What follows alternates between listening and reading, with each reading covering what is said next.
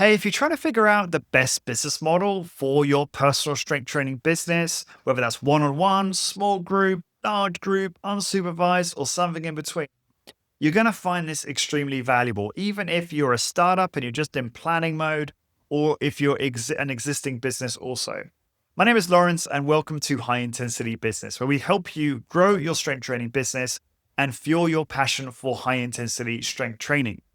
This episode is actually a throwback, membership only exclusive podcast with Discover Strength CEO and founder Luke Carlson. Discover Strength make a lot of money. Their average studio does $939,000 a year. So their model works really well. We can be confident of that. And there's a lot that you'll be able to learn from this, and a lot of mistakes and pain you might be able to shortcut and avoid from learning this as well. Now, this is a few years old, this podcast, but don't let that put you off. Don't let that deter you, because it's extremely good. Luke always delivers, and it's really relevant right now as well. And if you like this, you will love my Hit Business Reset course that I also created with Luke. And if you're constantly firefighting, finding it hard to scale, and just feel physically and emotionally exhausted, this course is perfect for you. Luke takes you on a journey, showing you how to implement a simple system for helping you set goals, create your strategy, and keep you focused. This course will show you how to find freedom and just get control over your business. And if you're just starting out, it's going to give you an excellent plan to make sure that you win in your business. The link to that course is everywhere. So wherever you're watching this, it will be in the description on the podcast app. It will be on the YouTube description. You'll see a link to the Hit Business Reset course. And there'll be some, copy around it talking about burnout and things like that, and avoiding burnout, obviously. So you should be able to find that relatively easy. I'm not going to tell you the URL because it's way too long. So click the link wherever you're consuming this, or just go to YouTube, High Intensity Business, and you'll find it there very easily. And without any further ado, please enjoy this podcast with Luke Carlson. Luke, welcome back to the membership. My pleasure to join you.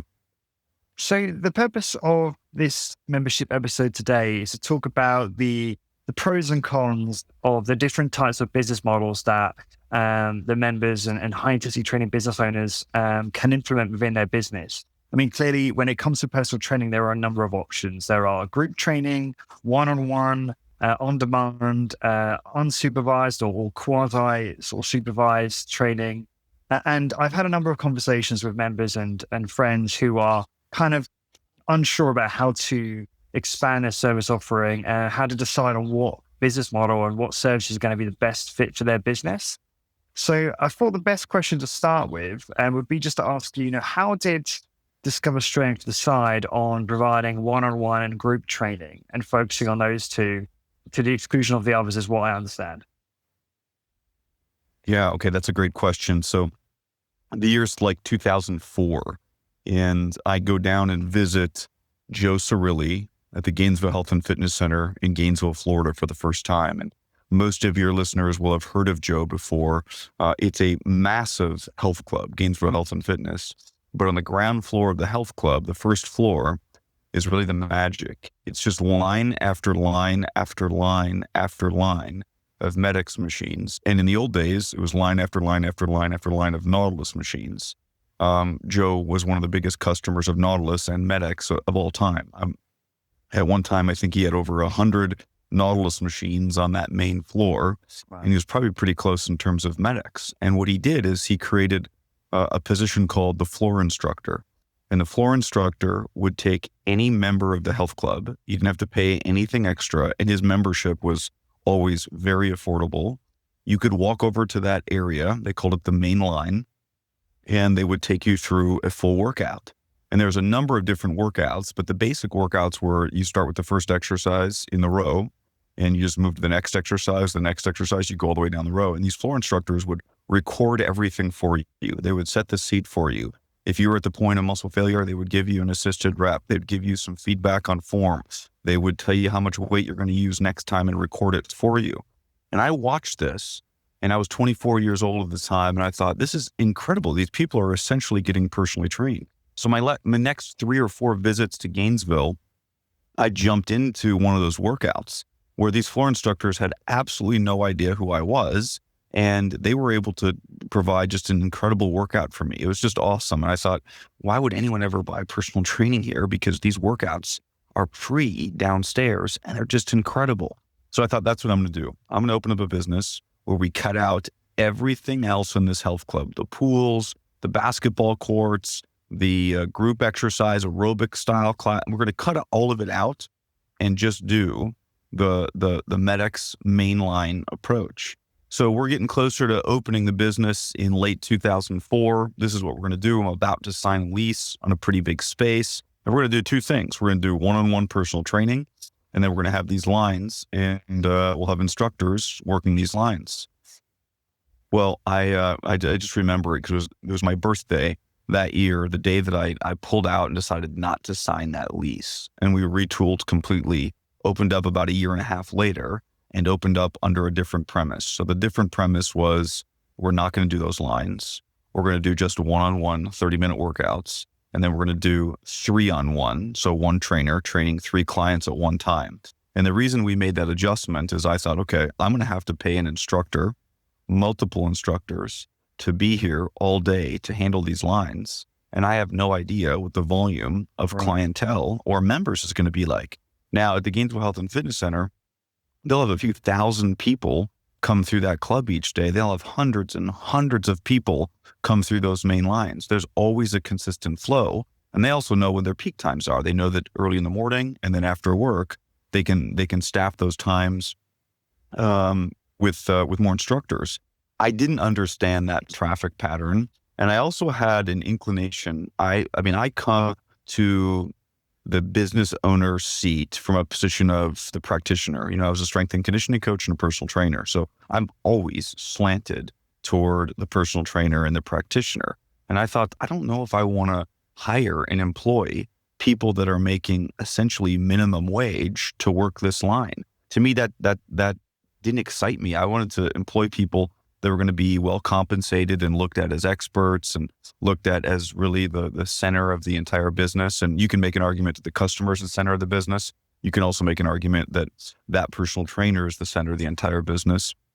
But that's what I was interested in. I didn't want it to be a low cost model where that particular professional was not making very much money. So we switched to the 1-on-1 and 3-on-1. And here's the key. The 3-on-1 came out because I had just read 1 or 2 scientific papers that had come out that used a 3-to-1 ratio. And I think in the papers, don't ask me which paper it was because I don't remember. I could find it if I really had to. That compared a 3-to-1 ratio versus a worse ratio, whether it was 5-to-1 or 10-to-1 or whatever it was. And 3-to-1 produced tremendous results. So our 3-to-1, we say, is an absolutely evidence-based, it's a science-based notion. The idea that you are still essentially getting personally trained when it's a 3-to-1 ratio.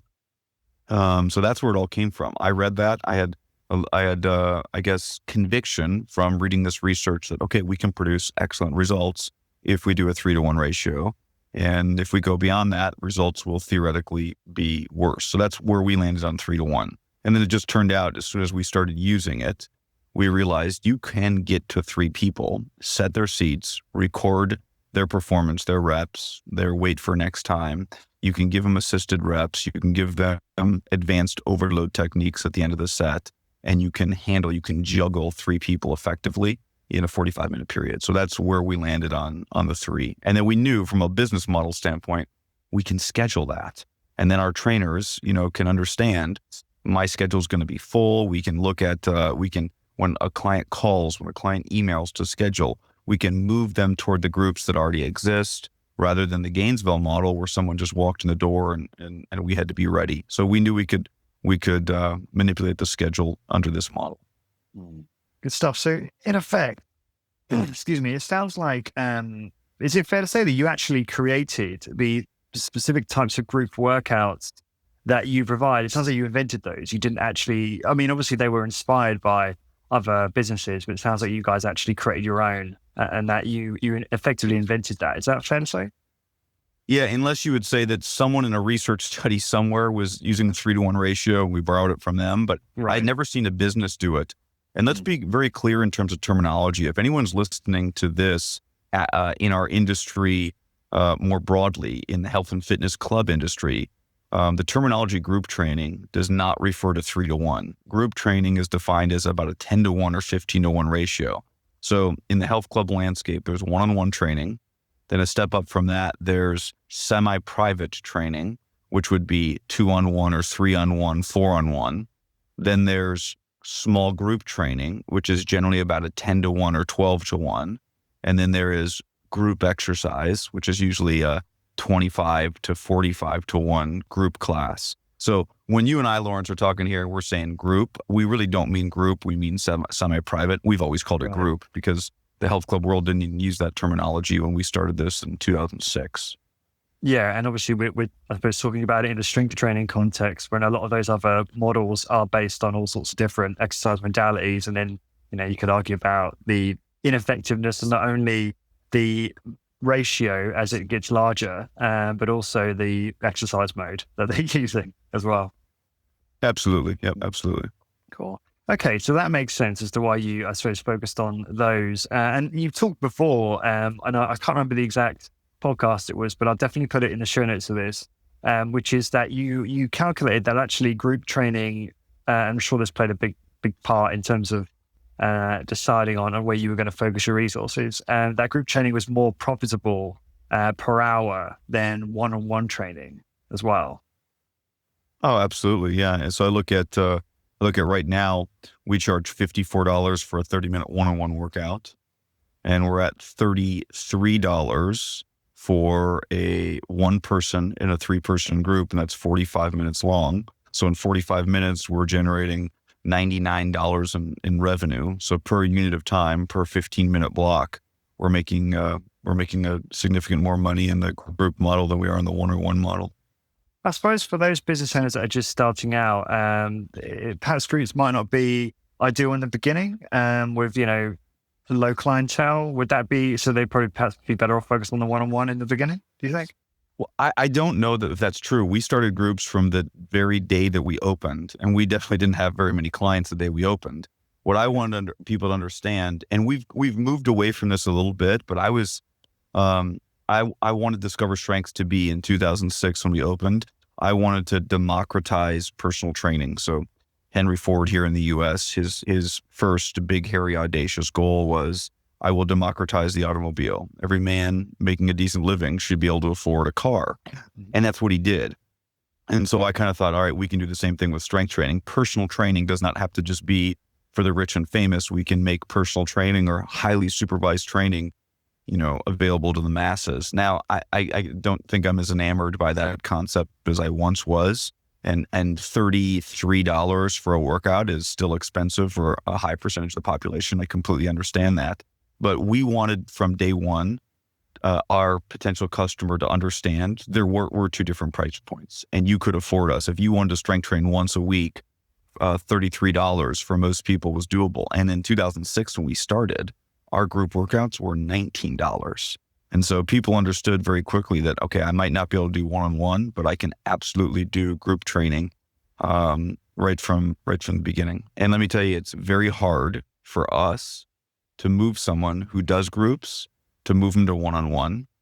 And people that have done one-on-one traditionally don't necessarily love moving into the group model. And so maybe I'm getting ahead of myself there. So we knew we wanted to have it there from the beginning because the move was going to be difficult. And the move over the last 13 years is difficult. So we wanted to have it from day one. Yeah. Yeah, I can see why there's resistance to change from either group. If something's working for someone, if the group trainer is working with someone, and especially the social element, I'm sure you've seen, Luke, a lot of the research seems to show that, having that kind of social connection with others as you train is a strong indicator of motivation, is at least my understanding. Have you read much about that? So I agree with you. I just think that applies to the most of the rest of our industry more than us. Right. I mean, like every session you go to at the big health club conferences about group training, they talk about things like community and these social components. And I picture, although I've never been to one, I picture people at a CrossFit class yelling at each other and encouraging each other to do one more rep of something. And we just don't have that, because in a group, you're over on leg press, reaching muscle failure. Someone else is just on the third rep of their overhead press. Someone else just got done with their set and they're going to get a quick drink of water before they go start some shrugs. So you very rarely even know what the other person is doing because you're so focused on your own thing. Now you may see the same faces. I picture, times I normally work with clients. Sunday morning, the same people are coming to our groups those mornings. And so they're saying good morning and seeing each other. But once the workout starts, it's pretty, I think it's pretty segregated. You're almost focused on your own thing. Now, someone listening to this could decide to make that a highlight, a featured component of the group experience. We really have not. We focused more on, are they getting tremendous amount of supervision and are they coached at the end of every set rather than is there the right amount of interaction with other people? Got it. And we'll just take a moment to highlight that you and your colleagues have provided more resources within the membership on how exactly you guys execute both one-on-one and group training in fine detail. So I'll also link to that in the same show notes for this. I spoke to, I'm sure you're familiar with this, Luke, Richard Wolf over at MedFitness, and they do on-demand training where people can basically not book an appointment and come in ad hoc to get trained. I'd love to get your view on that and what you think of that as a business model for, our colleagues and why perhaps it's something that you haven't done yourself. Yeah, I just thought it was so cool when I first learned that that's what Richard's model was. I think it's a really cool model. And it's essentially what I had described, just a few minutes ago, how we wanted to start, where it was on demand, where you just showed up and someone would be ready to take you through the workout. And I mentioned those limitations for us. The limitations I perceived is we wouldn't know how to staff. And I think my biggest concern, and Richard's really, really smart, so he's probably worked this out. My biggest concern, and this is true of all businesses, is meeting and exceeding expectations. But meeting expectations is truly the recipe for an effective business in any industry, any model, whatever you're doing. And I always thought if I'm a customer and I'm paying a monthly fee and I show up at 6 a.m. one day for a workout and I'm the only person in there going through this row and this line of equipment, and the next time I come, there's 9 people, the workout that I get is going to be different. And so it's, in my opinion, it's on the business to make sure that's more standardized and that experience is consistent. And that customer, in my opinion, or in my prediction, that customer was going to blame the business if the experience or the workout was different from workout to workout. And so I knew that if we made a 3-to-1 ratio, we could always have that experience be somewhat consistent. So my question for Richard, I'm sure he has it figured out, is how do you make that experience consistent each time for the customer, not knowing how many people are going to come in the door? So Great question. that would be question number one. And then I think the huge benefit of what Richard does may also be seen as a drawback. The huge benefit is absolute schedule flexibility for the customer. They can drop in anytime they want. Oh, it's just beautiful. But at the same time, that may be a massive drawback because one of the reasons people do not complete their workout or do a workout is the discipline to schedule it and get it done. And I hate to say this because it sounds so silly, but one of the huge advantages of having a personal trainer, regardless if you're doing high intensity training or any other type of training, is you have an appointment with someone besides yourself. I mean, that's the beauty of it. Our clients will tell us all the time, there is just no way I would show up for this workout right now if I wasn't paying for it and didn't have to show up. So having to show up matters. And so I'm sure Richard has that figured out. Like I said, clearly people are coming for their workouts, but that's one of the things that our client actually likes is, we think they're just buying high intensity training. They're buying an appointment, and that appointment is valuable. Yeah, sure. That accountability is really important. And Richard, it's a long time since we spoke actually about this, but Richard did actually record something, I believe, in the membership and maybe on the public podcast exactly on how they do that. So I'll link to that as well. Final, I guess, category of service I wanted to just discuss with you, Luke, is what's your thoughts on, I'm sure Gainesville Health and Fitness, and I'm thinking also Keyser do kind of a quasi-supervised approach where it's like a normal traditional monthly membership where you go in, but there is sort of some kind of supervision in that if you are training maybe incorrectly, someone will come over and tell you doing something wrong and maybe help you. Well, what's your thoughts on maybe opening a studio that was just, full of great machines and you just operated it like a normal health club in that way?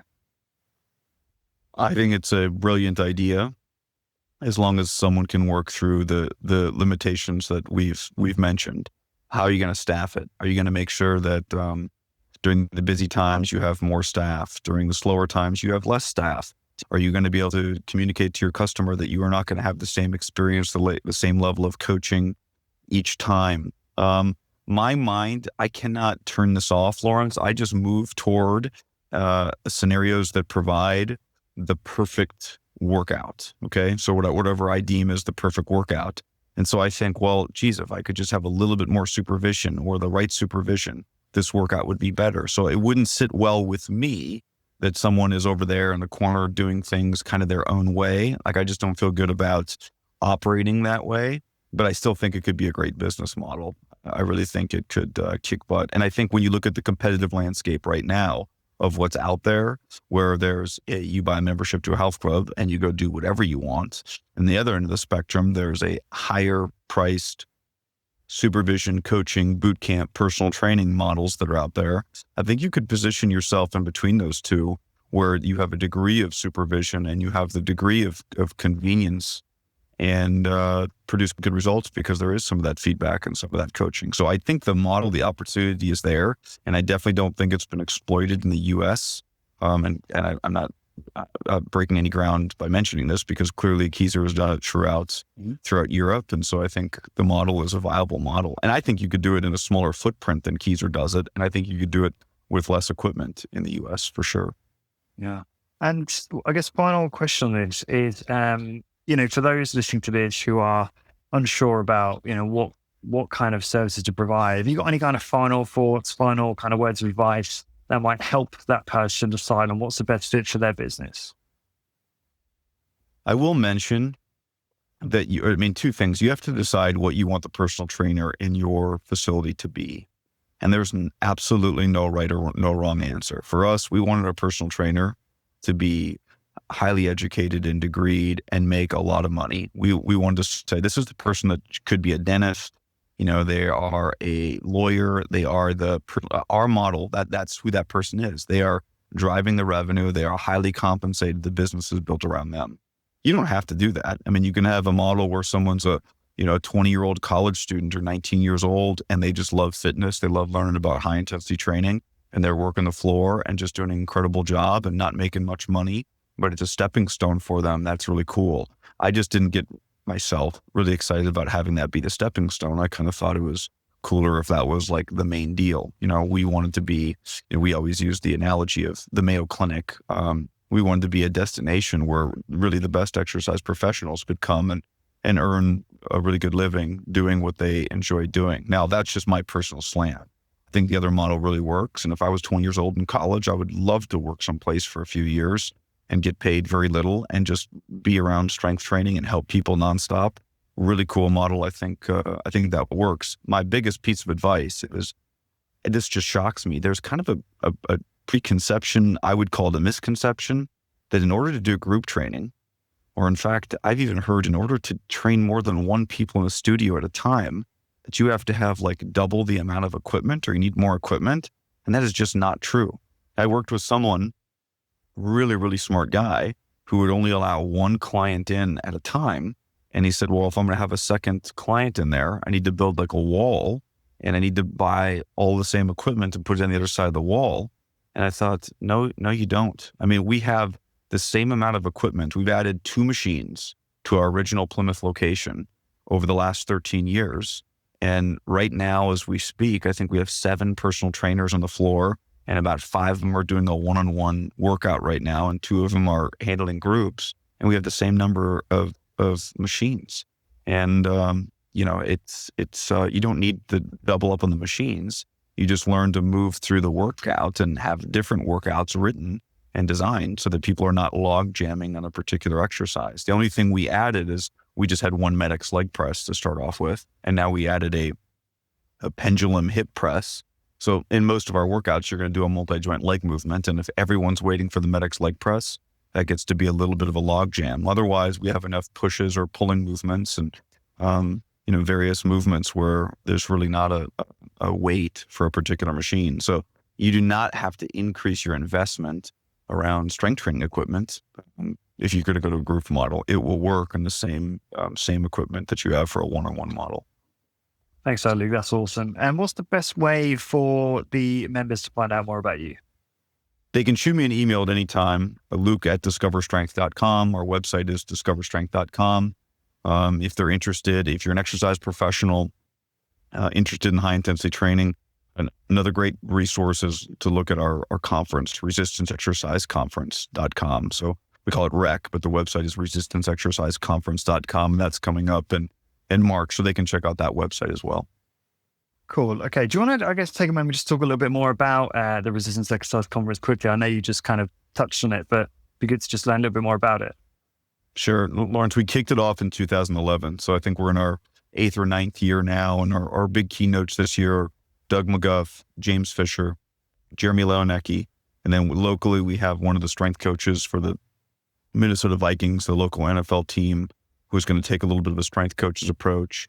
And then we have a number of different breakout sessions. And I think the big change this year from previous years is we just thought, rather than make, James Fisher and Doug McGuff and Jeremy the center of the conference, we wanted to make the attendee the center of the conference. So we have something called Rapid this year, where we have 4-minute talks delivered by attendees. So exercise professionals, studio operators, strength and conditioning coaches sharing their best 4-minute idea with the audience. And we're doing a crowdsourcing element, a number of different ideas that really allow the attendee to be the center of the conference, or be positioned at the center of the conference, where we're going to be discussing what they want to discuss, and they're going to be sharing their ideas rather than taking a passive role and sitting back and just listening to someone lecture at them. It's going to be much more interactive. So we're thrilled about the new setup and the new model. And I say this probably every year, but more so than just learning, the conference is a great opportunity for people to get together and just share some collegiality and connect with other high intensity training practitioners. And I'll tell you, the people that come year in and year out say it is not only a learning opportunity for them, but it's truly one of their almost social highlights of the year, because you get to connect with so many people that you otherwise would maybe only see, on social media. And now you're actually getting to meet with these people in person. So it's frankly just a lot of fun. It's my favorite 2 days of the year. Yeah, absolutely. I would second that. And no exaggeration, best weekend of 2018 for me. It was so much fun to meet all the people that we all talk to online, to learn about their businesses, to get access to some of the top scientists on various aspects of strength training and exercise motivation was just awesome. So I'm a big fan of it. I talk about it a lot, and I really do encourage all of the members to come along. I think they get an enormous return on investment by attending next year, and there'll be obviously a link for them to register in the show notes as well. Luke, thanks again. This has been great. I really appreciate you coming on to do this kind of bite-sized piece on the different kind of business models available to the trainers and business owners out there. And I really think you've helped them decide on what's perhaps best for them in terms of how they, what services they do going forward. Well, my pleasure, Lawrence. Thank you very much for having me. Cool. Thank you, Luke. Take care.